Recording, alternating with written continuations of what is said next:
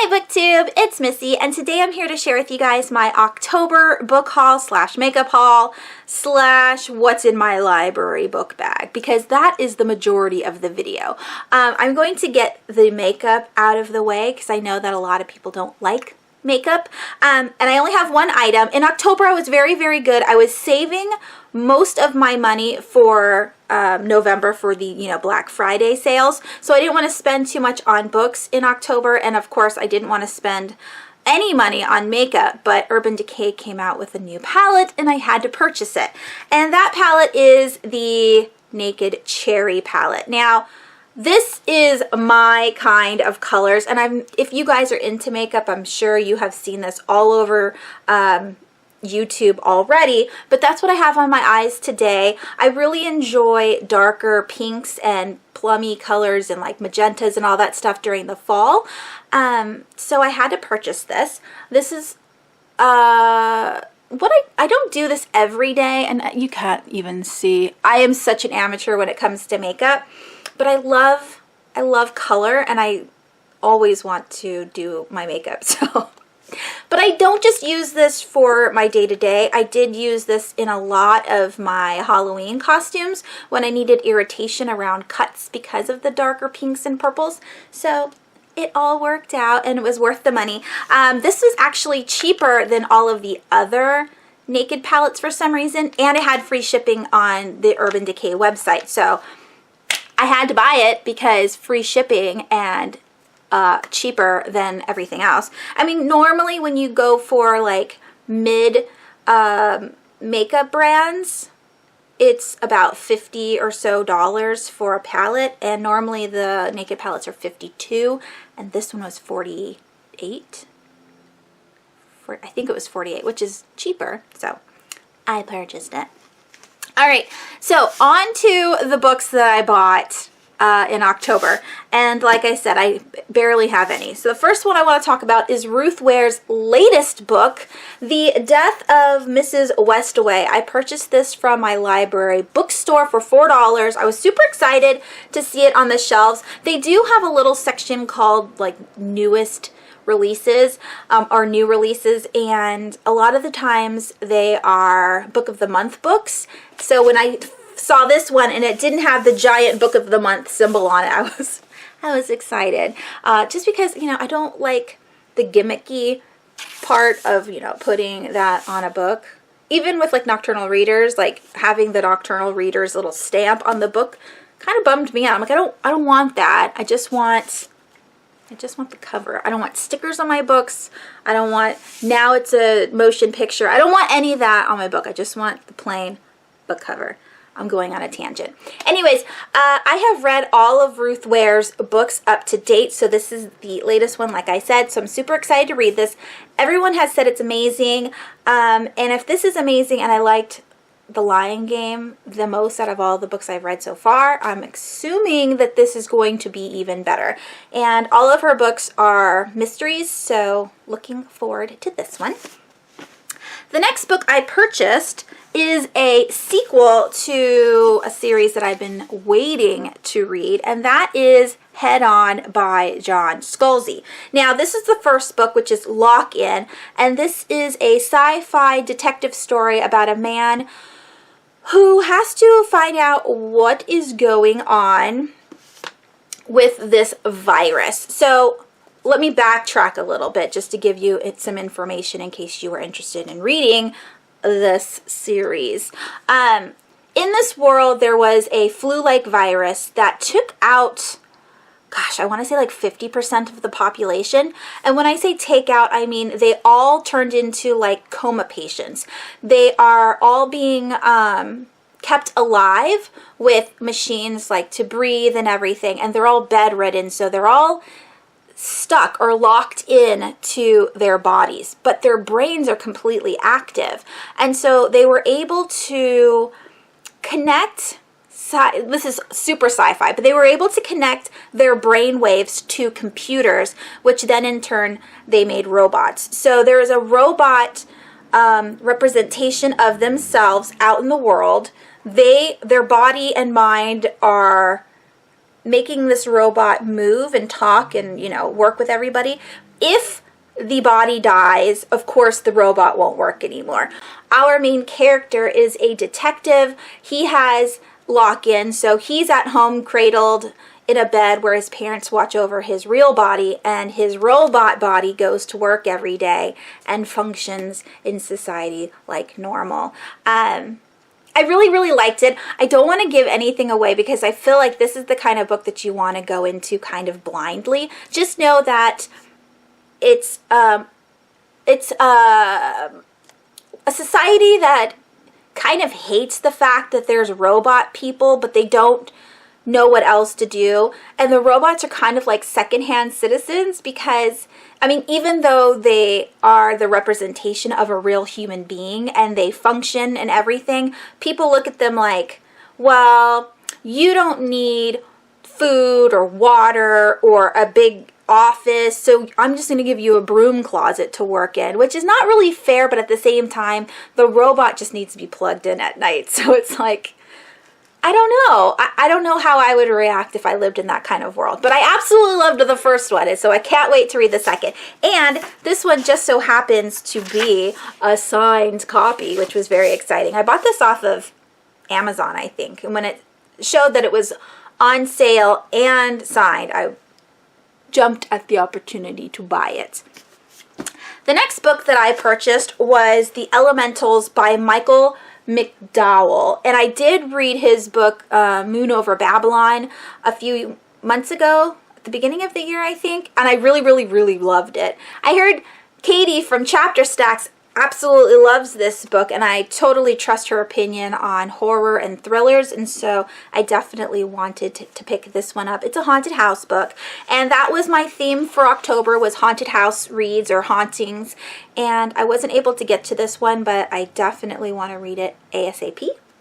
And the last book that I purchased in October was Topsiders by Scott Tyson. I put this on my most anticipated, or excuse me, not most anticipated. I put this on my Amazon wish list a long, long time ago.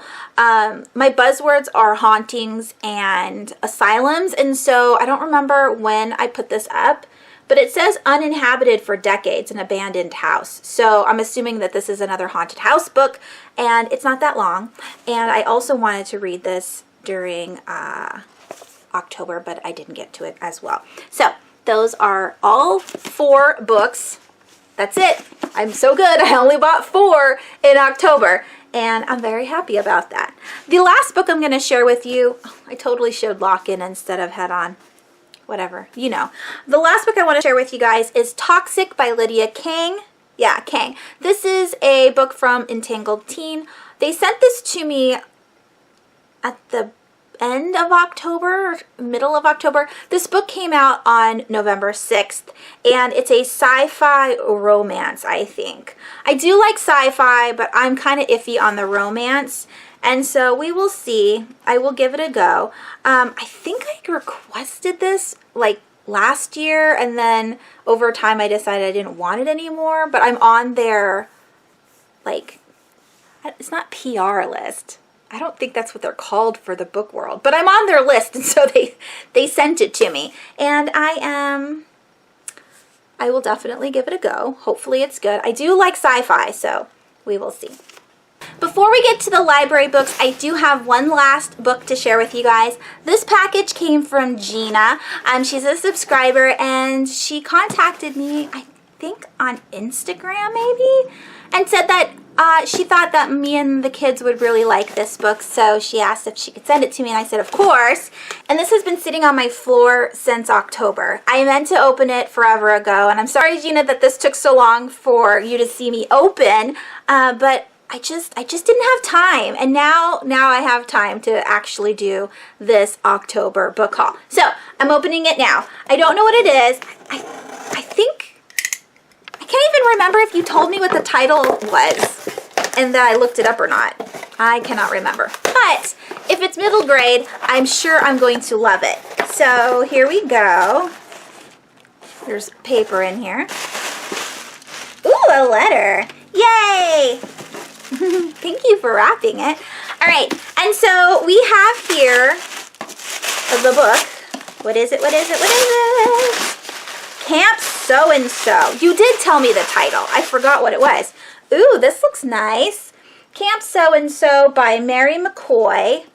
It says, the letters went out in mid-February. Each letter invited its recipient to spend a week at Camp So-and-So, a lakeside retreat for girls nestled high in the Starveling Mountains. Each letter came with a glossy brochure with photographs of young women climbing rocks, performing Shakespearean theater under the stars, and spiking volleyballs. Each letter was signed in ink by the famed and reclusive businessman and philanthropist N.G.F. Yancey. By the end of the month, 25 applications had been completed, signed, and mailed to a post office box in an obscure Appalachian town.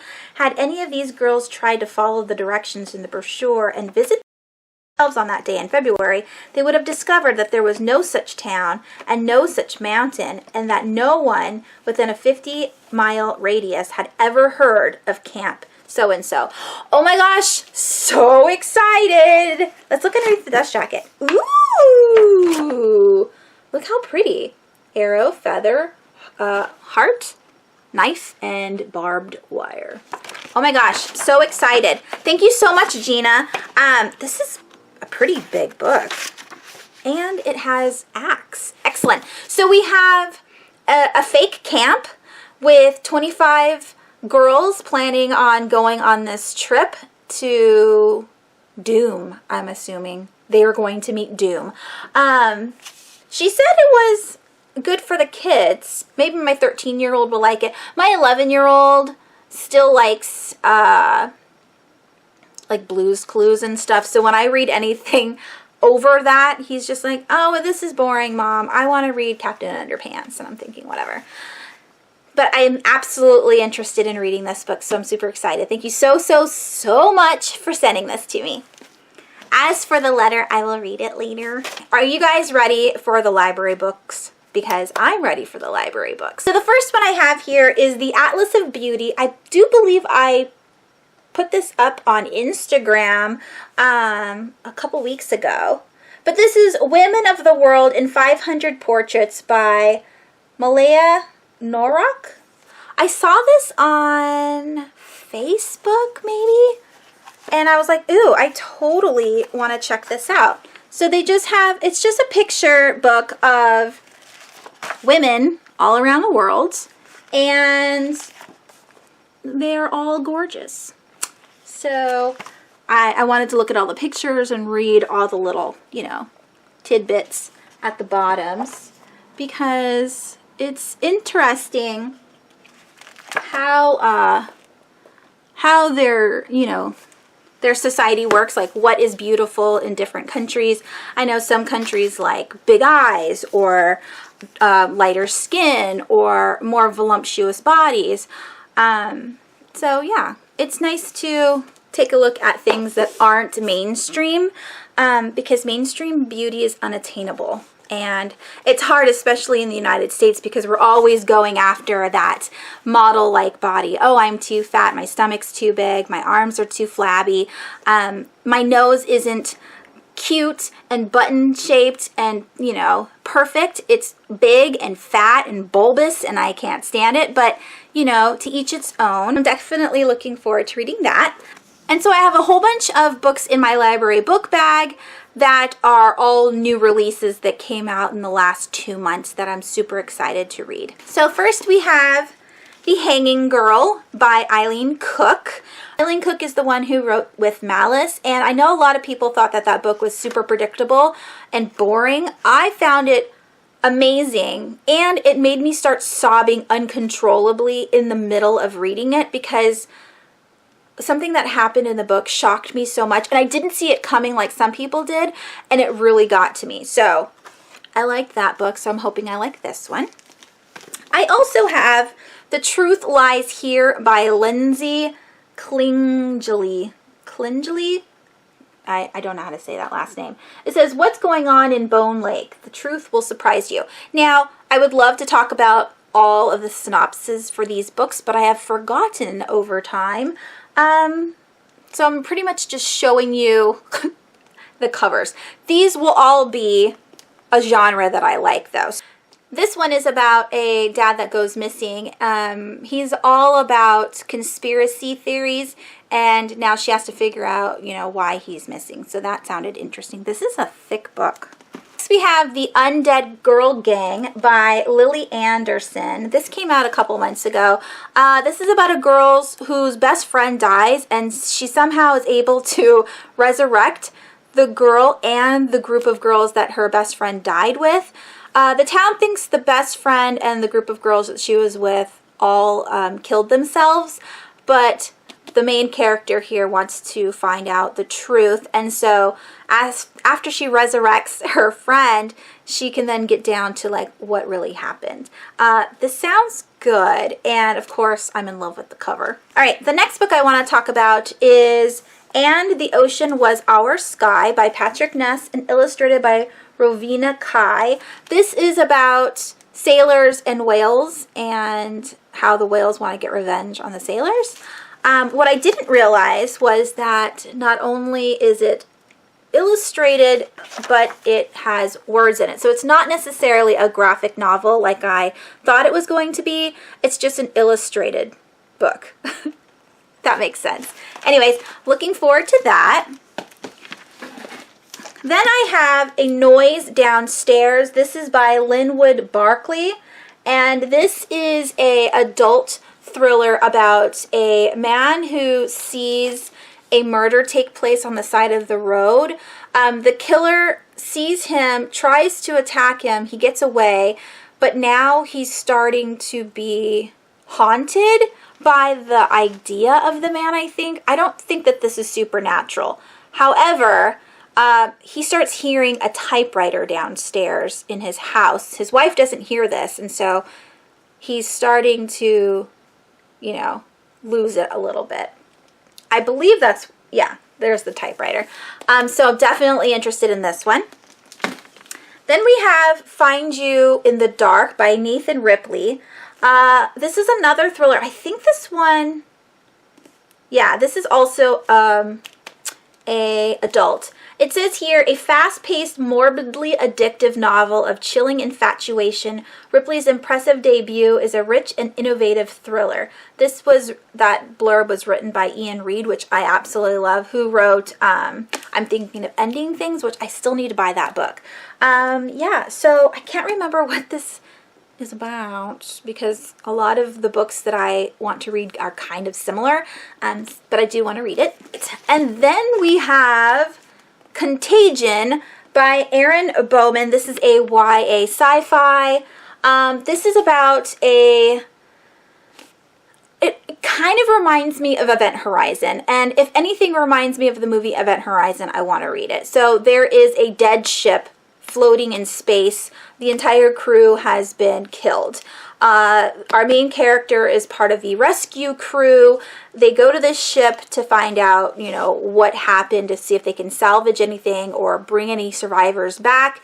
But what they find out is there is a contagion, some kind of virus that had killed off the people. I'm hoping there's like zombie monster people or something in this book. I'm looking forward to it. Gripping, thrilling, and terrifying in equal measures. Yep, that's all I want. I just want a sci-fi horror. If you guys know any sci-fi horrors, because those are like the absolute best, let me know down below. Next, I have A Blade So Black by L.L. McKinney. Again, this is a Alice in Wonderland retelling with a black character as the main character, which I'm super excited about.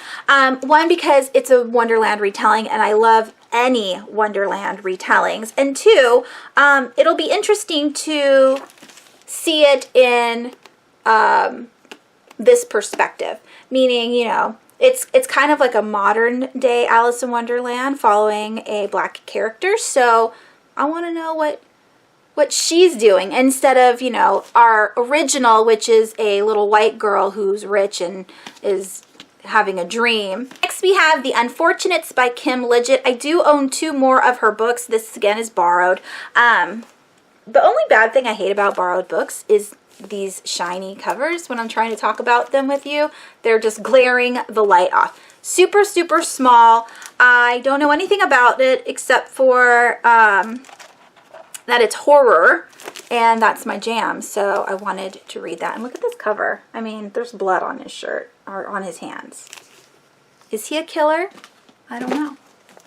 Next we have Kill the Farm Boy by Delilah S. Dawson and Kevin Hearn. Once Upon a Time. I am looking forward to this book so much. On the back it says, when you put two authors of this high caliber together, accept fireworks or at least laughs. What a Hoot by Terry Brooks.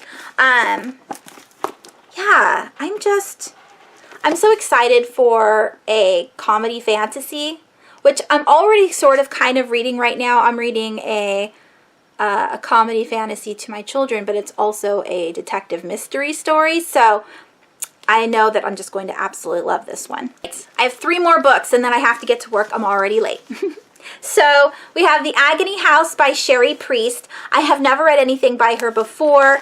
And this too, I was expecting graphic novels. And you guys, if you read graphic novels, you'll know what I'm talking about. So I just opened it right now. I didn't look at it before. We have a blue toned paneling right here, but we also have actual words. So that's interesting. I can't wait to read that, having, you know, a little bit of both. And yeah, another horror read I cannot wait for. Then we have The Good Demon by Jimmy Cajoles. Not Cajoles. Cajoles? I'm saying it wrong. This is about a girl that has been exorcised. I'm pretty sure. She was exorcised and she's upset because they have taken her demon away and she wants her demon back. That sounds interesting. And the very last one is Giant Days Volume 8. Now, I have spoken about this graphic novel before, and this is the real, you know what I mean? The graphic novel I'm used to, where it's just picture after picture paneling, you know. I wasn't expecting those 2 books to actually have novel-like pages. This is about girls in college. The last 7 volumes was what they get up to, their shenanigans. They're only in their 2nd year of college, which is great, which means that there's tons more volumes to come, hopefully, before they graduate college. And these girls are my life. I absolutely love them. I don't own any of these books, and I need them ASAP. Because I don't usually read graphic novels, and the ones that I have kept, I keep for, you know, the pictures. But these ones I would definitely reread over and over again. I think they're so funny. And that is it. This is a very long video. I do apologize. And now I'm late for work. Not really, but I do have to drive there right now. So I have to stop this video. Thank you so much for watching. I hope you guys are having a wonderful week. Let me know down below if you purchased anything in October, if you borrowed anything recently from the library, if you have read any of these books or are interested in any of these books. Again, let me know all of that information down below, and I will talk to you guys soon. Thank you so much for watching.